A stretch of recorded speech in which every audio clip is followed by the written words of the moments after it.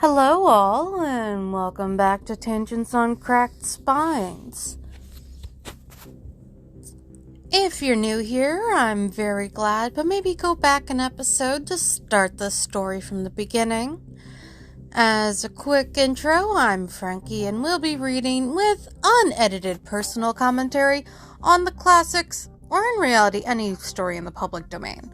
Listener discretion is advised, as some of the content holds adult themes and language, and I'm also known to use the odd explicative.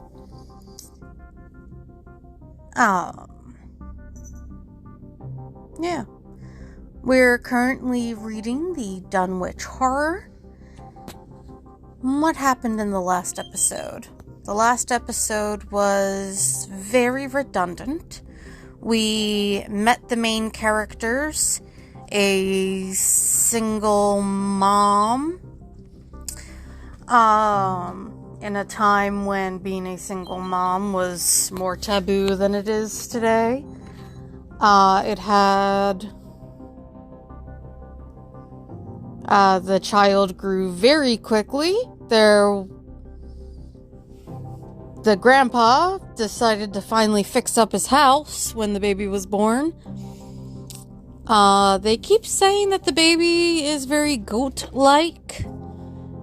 And I don't know if that's meant to be taken literally or whether it's a disparaging comment, given who the author is and the fact that this takes, upstate Mass, I think. I don't know. And cattle just keep going missing and the place smells to the high heavens. And, the baby looks like a 10-year-old by the time it was, a year. So, we move on! And I'm sorry that I didn't post more this past week. I'm dealing with some stuff. Anyways, Chapter 4. For a decade, the annals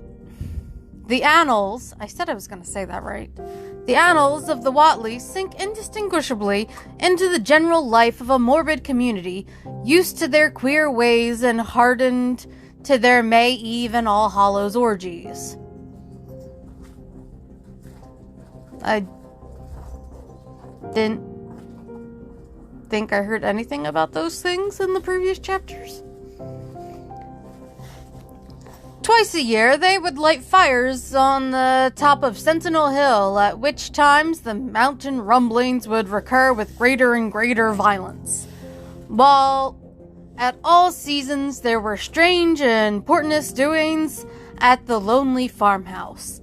In the course of time, callers professed to hear sounds in the sealed upper story, even when all the family were downstairs.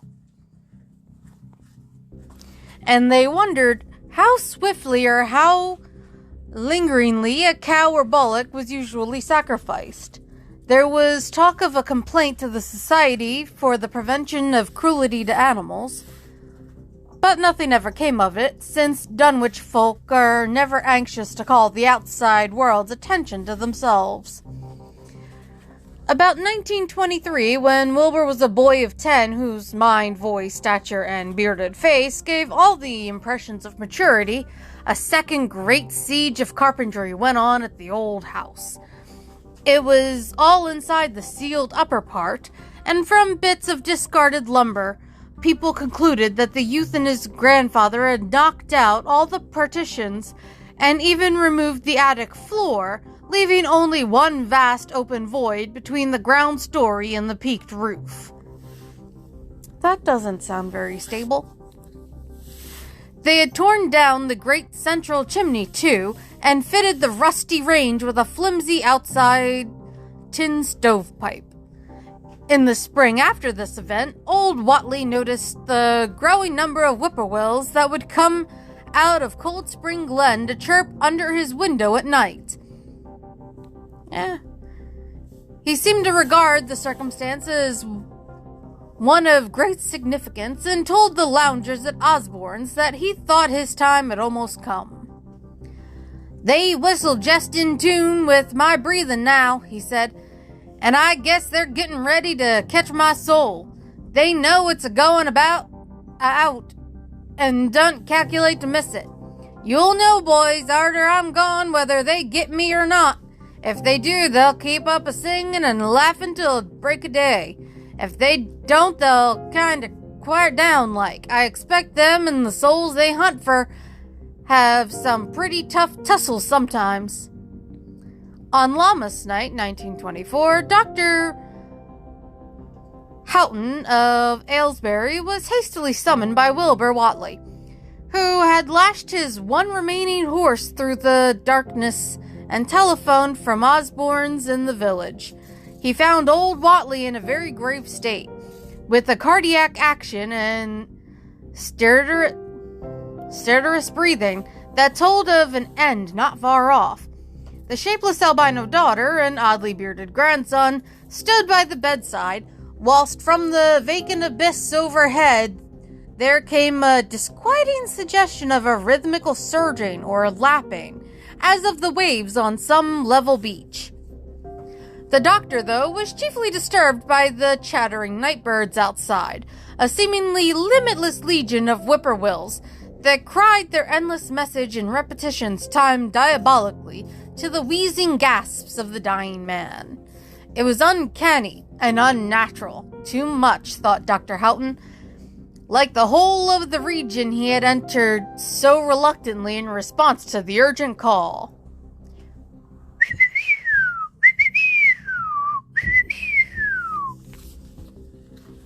I like the sound of whippoorwills. Toward 1 o'clock, old Whatley gained consciousness and interrupted his wheezing to choke out a few words to his grandson. "More space, Willie.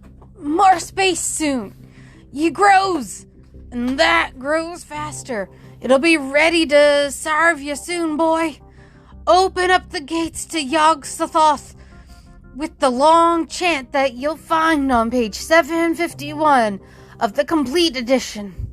And then put a match to the prison. Fire from the earth can't burn it nohow." He was obviously quite mad.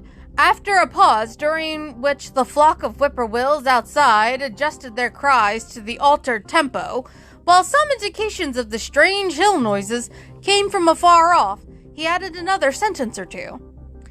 "Feed it regular, Willie, and mind the quantity, but don't let it grow too fast for the place, for if it busts quarters or gets out afore ye opens to yog-sothoth, it's all over and no use. Only them from beyond can make it multiply and work.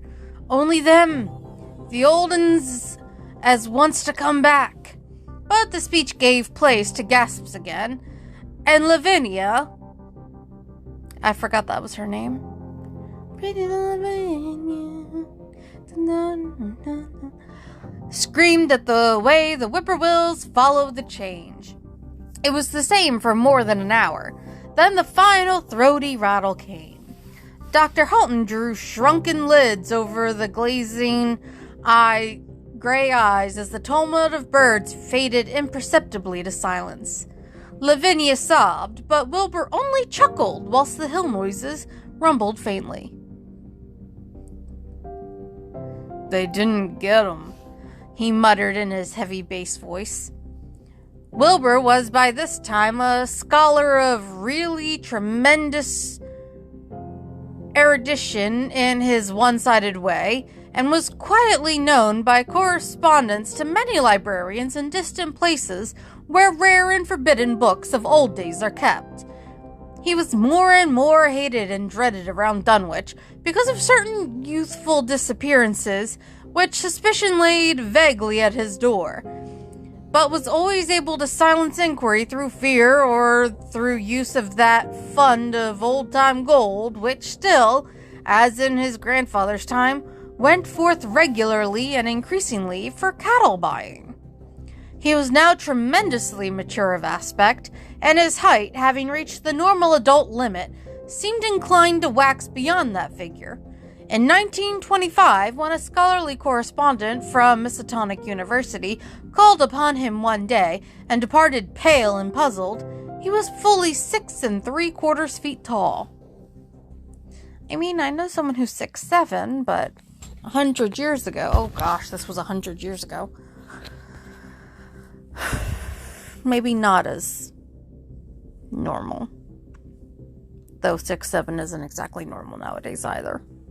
Through all the years, Wilber had treated his half-deformed albino mother with a growing contempt, finally forbidding her to go to the hills with him on May Eve and Hallowmas. And in 1926, the poor creature complained to Mamie Bishop of being afraid of him. "They's more about him as I knows than I can tell you, Mamie," she said, "and nowadays they's more nor what I know myself. I vow to furg off, but I don't know what he wants nor what he's a-trying to do." That Halloween, the hill noises sounded louder than ever, and fire burned on Sentinel Hill as usual, but people paid more attention to the rhythmical screaming of vast flocks of unnaturally belated whippoorwills, which seemed to be assembled near the unlighted Whatley farmhouse. After midnight, their shrill notes burst into a kind of pandemonic cachinnation which filled the countryside. And not until dawn did they finally quiet down. Then they vanished, hurrying southward where they were fully a month overdue. What this meant, no one could quite be certain till later. None of the country folks seemed to have died. But poor Lavinia Whatley, the twisted albino, was never seen again.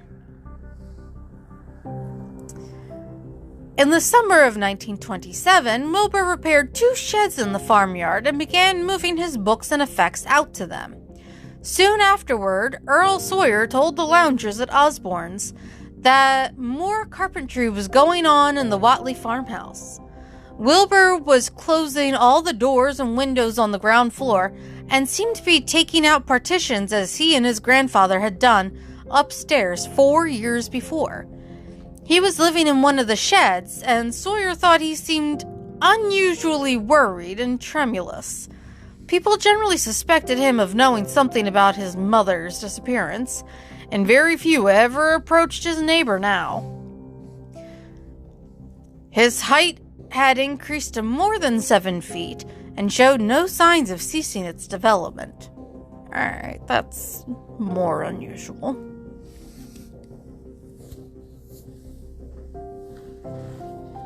Sorry, I'm trying to be a day walker because I've got a doctor's appointment. And it's not working very well.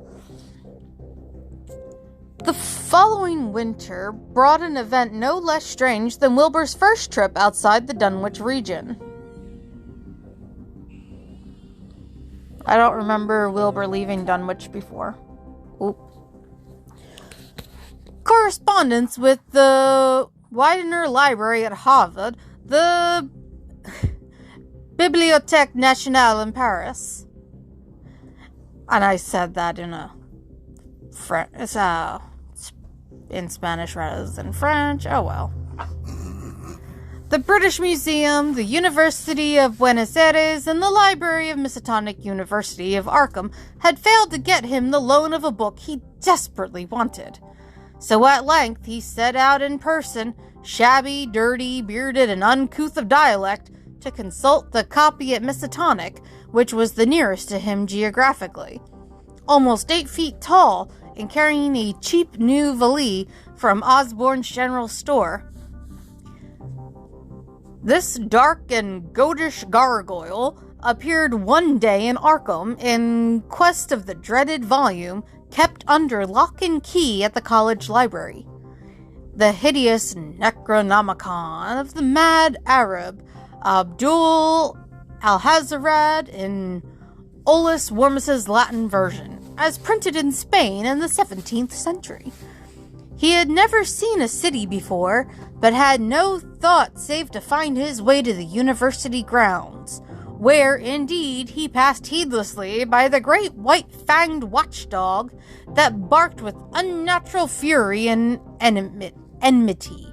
I can talk, I promise. My lips are just, stupidly chapped. And tugged frantically at its stout chain. Wilber had with him the priceless but imperfect copy of Dr. D's English version, which his grandfather had bequeathed him, and upon receiving access to the Latin copy, he at once began to collate the two texts with the aim of discovering a certain passage which would have come on the 751st page of his own defective volume. This much he could not civilly refrain from telling the librarian. The same erudite Henry Armitage, A.M. Miskatonic, Ph.D., Princeton, Little D. John Hopkins, who had once called at the farm, and who now politely plied him with questions. He was looking, he had to admit, for a kind of formula or incantation containing the frightful name yog-sothoth, and it puzzled him to find discrepancies, duplications, and ambiguities which made the matter of determination far from easy. As he copied the formula he finally chose, Dr. Armitage looked involuntarily over his shoulder at the open pages, the left-hand one of which, in the Latin version, contains such monstrous threats to the peace and sanity of the world. Nor is it to be thought, ran the text as Armitage mentally translated it. Ah, yes, because anybody translating from Latin is going to not stutter across it. That man is either the oldest or the last of Earth's masters. Or that the common bulk of life and substance walks alone. The old ones were, the old ones are, and the old ones shall be. Not in the spaces we know, but between them. They walk serene and primal, undiminished and to us unseen. Yog-sothoth knows the gate. Yog-sothoth is the gate. Yog-sothoth is the key and guardian to the gate. And if y'all know a better way to pronounce that, please tell me. But it's Y-O-G apostrophe dash S-O-T-H-O-T-H. To me, that's yog-sothoth. Is the key and guardian of the gate. Past, present, future. All are one in yog-sothoth. He knows where the old ones broke through of old, and where they shall break through again. He knows where they have trod earth's fields, and where they still tread them, and why no one can behold them as they tread.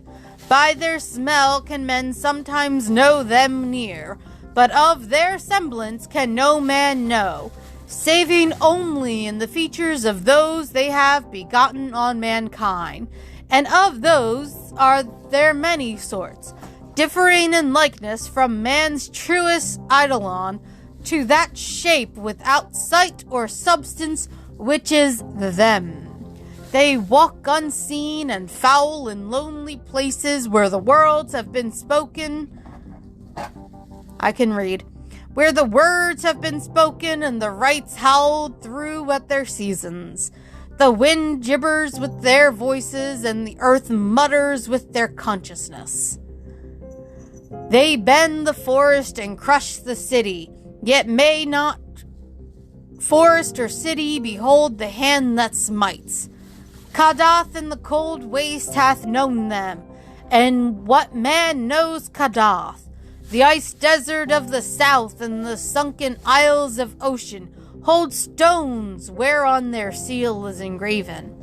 But who hath seen the deep frozen city, or the sealed tower long garlanded with seaweed and barnacles? Great Cthulhu when their cousin, yet can he spy them only dimly. La Shub-Niggurath. I don't like the way that sounds. As the foulness shall ye know them. Their hand is at your throats. yet ye see them not, and their habitation is even one with your guarded threshold. Yog-sothoth is the key to the gate, whereby the spheres meet. Man rules now where they ruled once. They shall soon rule where man rules now. After summer is winter, and after winter summer. They wait patient and potent, for here shall they reign again. That's quite rambly. Dr. Armitage, associating what he was reading with what he had heard of Dunwich, with its brooding presences, and of Wilber Whatley and his dim, hideous aura that stretched from a dubious birth to a cloud of probable matricide, felt a wave of fright as tangible as a drought of the tomb's cold clamminess.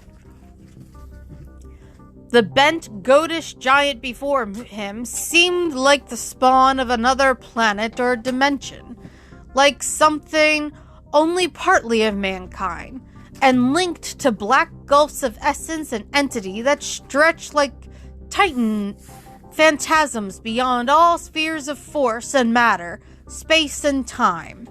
Presently, Wilber raised his head and began speaking in that strange, resonant fashion which hinted at sound-producing organs unlike the run of mankind's. "Mr. Armitage," he said, "I calculate I've got that book home, to take that book home. These things in it I've got to try under certain conditions I can't get here, and it ought be a mortal sin to let a red tape rule hold me up. Let me take it along, sir, and I'll swear they won't nobody know the difference. I don't need to tell ye I'll take good care of it. If want me that put this D copy in the shape it is." He stopped as he saw firm denial on the librarian's face, and his own goatish features grew crafty. Armitage, half ready to tell him he might make a copy of what parts he needed, thought suddenly of the possible consequences and checked himself. There was too much responsibility in giving such a being the key to such blasphemous outer spheres. Whatley saw how things stood and tried to answer lightly. "Well, all right, if you feel that way about it. Maybe Harvard won't be so fussy as you be." And without saying more, he rose and strode out of the building, stooping at each doorway. Armitage heard the savage yelping of the great watchdog, and studied Whatley's gorilla-like lope as he crossed the bit of campus visible from the window. He thought of the wild tales he had heard, and recalled the old Sunday stories in the Advertiser. These things, and the lore he had picked up from Dunwich rustics and villagers during his one visit there. Unseen things not of Earth, or at least not of tri-dimensional Earth, rushed fetid and horrible through New England's glens, and brooded obscenely on the mountaintops. Of this he had long felt certain. Now he seemed to sense the close presence of some terrible part of the intruding horror, and to glimpse a hellish advance in the black dominion of the ancient and once passive nightmare.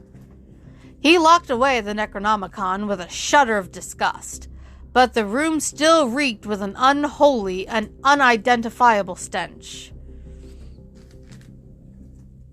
"As the foulness shall ye know them," he quoted. Yes, the odor was the same as that which had sickened him at the Whatley farmhouse less than 3 years before. He thought of Wilber, goatish and ominous once again, and laughed mockingly at the village rumors of his parentage. "Inbreeding," Armitage muttered half aloud to himself. "Great God, what simpletons! Show them Arthur Macken's great God plan, and they'll think it a common Dunwich scandal. But what thing, what cursed, shapeless influence on or off this three-dimensioned earth was Wilber Whatley's father? Born on Candlemas, 9 months after May Eve of 1912, when the talk about the queer earth noises reached clear to Arkham, what walked on the mountains that May night? What rudeness horror fastened itself on the world in half-human flesh and blood? During the ensuing weeks, Dr. Armitage set about to collect all possible data on Wilber Whatley and the formless presences around Dunwich. He got in communication with Dr. Houghton of Aylesbury, who had attended old Whatley in his last illness, and found much to ponder over in his grandfather's last words, as quoted by the physician. A visit to Dunwich Village failed to bring out much that was new, but a close survey of the Necronomicon, in those parts which Wilber had sought so avidly, seemed to supply new and terrible clues to the nature, methods, and desires of the strange evil so vaguely threatening this planet. Talks with several students of archaic lore in Boston and letters to many others elsewhere gave him a growing amazement which passed slowly through varied degrees of alarm to a state of really acute spiritual fear. As the summer drew on, he felt dimly that something ought to be done about the lurking terrors of the upper Miskatonic Valley, and about the monstrous being known to the human world as Wilber Whatley. Well, I can at least be grateful that this is significantly less redundant than the previous bits. There's actually some forward motion! Yay! Ow. Ow, ow, ow. Chapter 6. The Dunwich Horror itself came between Lammas and the equinox in 1928, and Dr. Armitage was among those who witnessed its monstrous prologue. Also, as a pagan, I kind of dislike the association of this with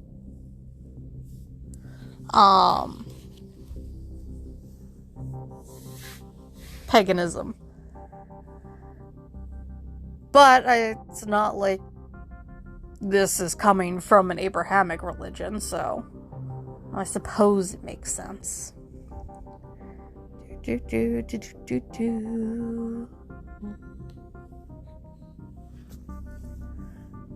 Lammas and Dr. Armitage was among those who witnessed its monstrous prologue. He had heard, meanwhile, of Whatley's grotesque trip to Cambridge, and of his frantic efforts to borrow or copy from the Necronomicon at the Widener Library. Those efforts had been in vain, since Armitage had issued warnings of the keenest intensity to all librarians having charge of the dreaded volume. Wilber had been shockingly nervous at Cambridge, anxious for the book, yet almost equally anxious to get home again, as if he feared the result of being away long.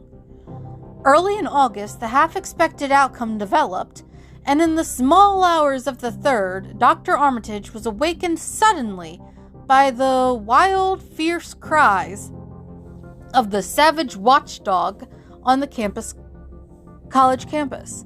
Deep and terrible, the snarling, half-mad growls and barks continued, always in mounting volume, but with hideously significant pauses. I kind of find it weird that a library has a watchdog, but, you know, it is a good alarm system before proper alarm systems were invented. Then there rang out a scream from a wholly different throat, such a scream as roused half the sleepers of Arkham and haunted their dreams ever afterward, such a scream as could come from no being born of earth, or wholly of earth. Armitage, hastening into some clothing and rushing across the street and lawn to the college buildings, saw that others were ahead of him, and heard the echoes of a burglar alarm still shrilling from the library. Oh. An open window showed black and gaping in the moonlight. What had come had indeed completed its entrance, for the barking and the screaming, now fast fading into a mixed low growling and moaning, proceeded unmistakably from within. Some instinct warned Armitage that what was taking place was not a thing for unfortified eyes to see. So he brushed back the crowd with authority as he unlocked the vestibule door. Among the others, he saw Professors Warren Rice and Dr. Francis Morgan. I don't want a phone call. Men to whom he had told some of his conjectures and misgivings, and these two he motioned to accompany him inside.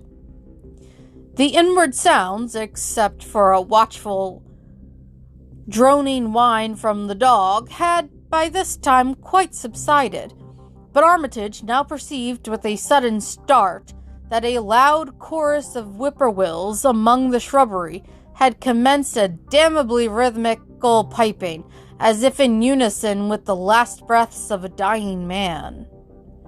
The building was full of a frightful stench, which Dr. Armitage knew too well, and the three men rushed across the hall to the small genealogical reading room, whence the low whining came.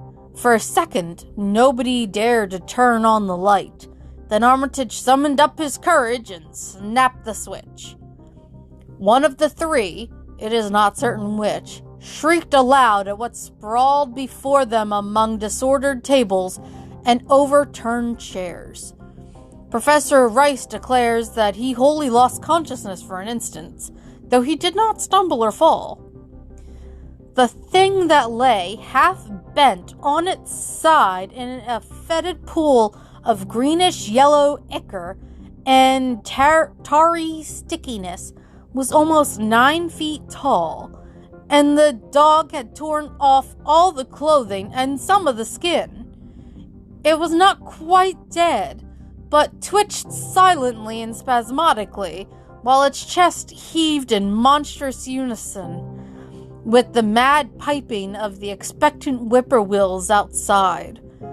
Bits of shoe leather and fragments of apparel were scattered about the room, and just inside the window an empty canvas sack lay where it had evidently been thrown. Near the central desk a revolver had fallen. A dented but undischarged cartridge later explained why it had not been fired. The thing itself, however, crowded out all other images at the time. It would be trite and not wholly accurate to say that no human pen could describe it, but one may properly say that it could not be vividly visualized by anyone whose ideas of aspect and contour are too closely bound up with the common life forms of this planet and of the 3 known dimensions. It was partly human, beyond a doubt, with very man-like hands and head, and the goatish, chinless face had the stamp of the Whatleys upon it. But the torso and lower parts of the body were teratologically fabulous, so that only generous clothing could have ever enabled it to walk on earth unchallenged or uneradicated.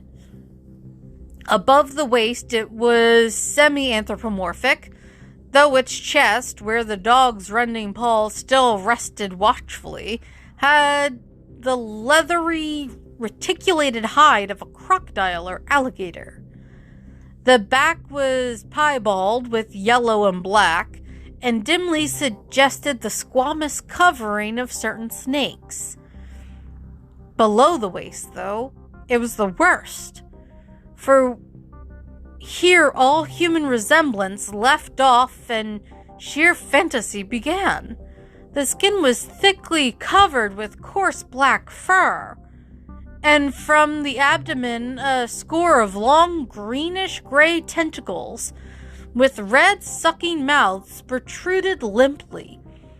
The arrangement was odd and seemed to follow the symmetries of some cosmic geometry unknown to Earth or the solar system. On each of the hips, deep set in a kind of pinkish ciliated orbit, was what seemed to be a rudimentary eye, whilst in lieu of a tail, there depended a kind of trunk or feeler with purple annular markings, and with many evidences of being an undeveloped mouth or throat. The limbs, save for their black fur, roughly resembled the hind legs of prehistoric Earth's giant saurians, and terminated in rigidly veined pads that were neither hooves nor claws. When the thing breathed, its tail and tentacles rhythmically changed color, as if from some circulatory cause normal to the non-human side of its ancestry.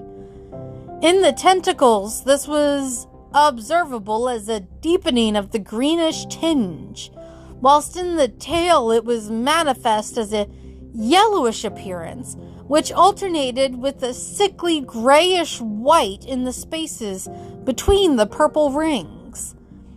Of genuine blood there was none, only the fetid greenish-yellow ichor which trickled along the painted floor beyond the radius of the stickiness and left a curious discoloration behind it. Interesting. Seeing as much as they call him a goat, I expected him to have, goat legs, like a satyr. But the tentacles, that's definitely interesting. But not really surprising, given that it's Lovecraftian. Don't make a comment about hentai. Don't make a comment about hentai. As the presence of the three men seemed to rouse the dying thing, it began to mumble without turning or raising its head. Dr. Armitage made no written record of its mouthings, but asserts confidently that nothing in English was uttered. At first, the syllables defied all correlation with any speech of Earth, but toward the last, there came some disjointed fragments evidently taken from the Necronomicon, that monstrous blasphemy in quest of which the thing had perished.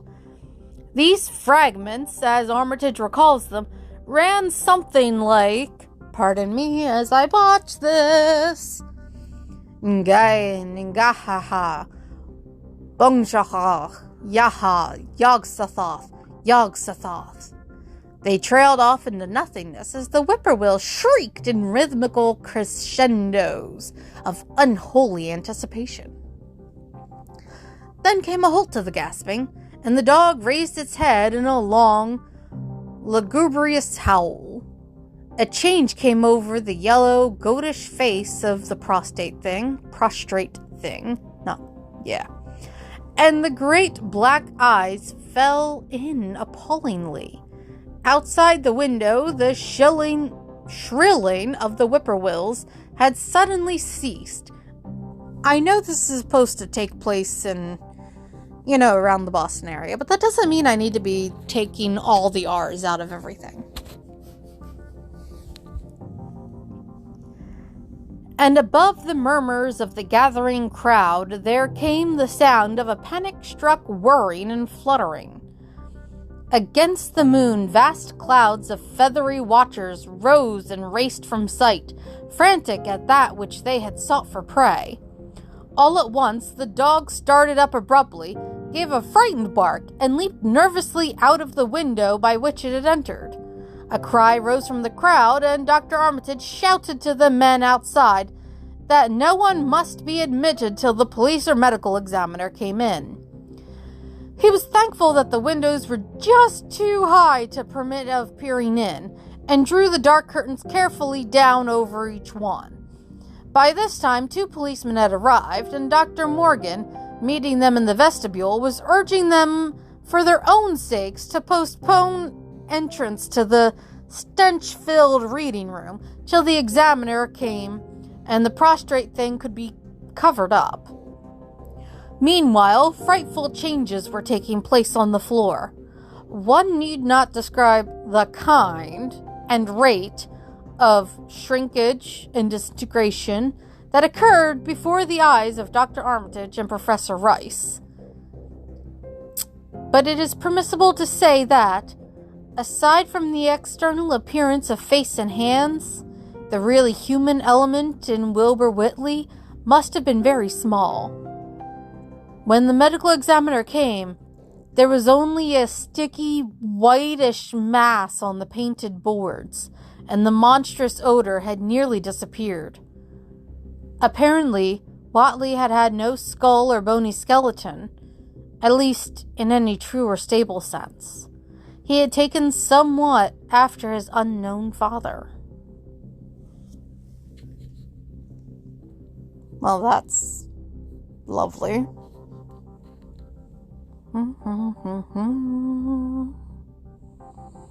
Yeah, next chapter's too long. Sorry, guys. You'll have to find out what happens next time.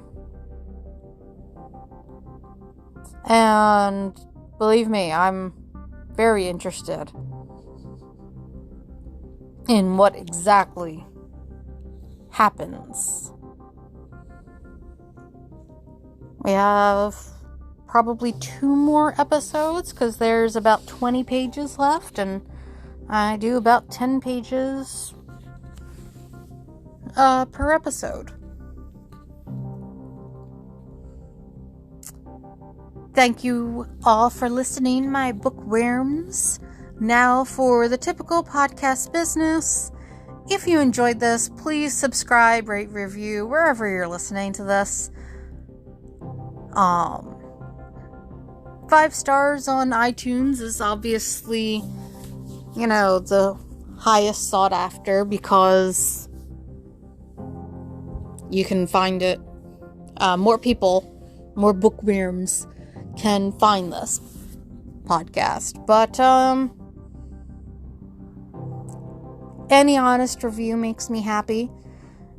And, if it's a poor review, tell me how I can improve.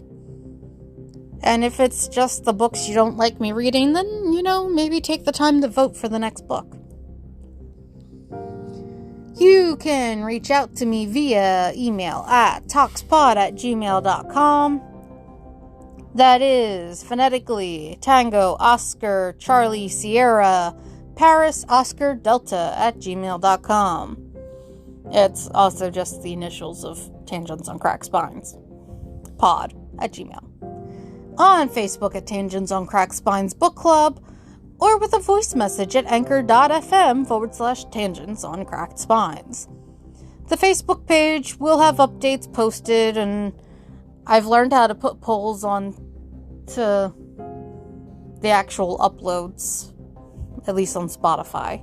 So, let me know what you want me to read next. Which currently, do you want me to continue on with H.P. Lovecraft stories? Would you like me to start a collection of Edgar Allan Poe stories? Would you like me to take on the undertaking that is Bram Stoker's Dracula? Or would you like me to read the nonsense anthology? Anyways, if you're interested in merch, I've made a few things on my personal shop. I'll link that in the description. Thank all of you again for listening, and have a wonderful day.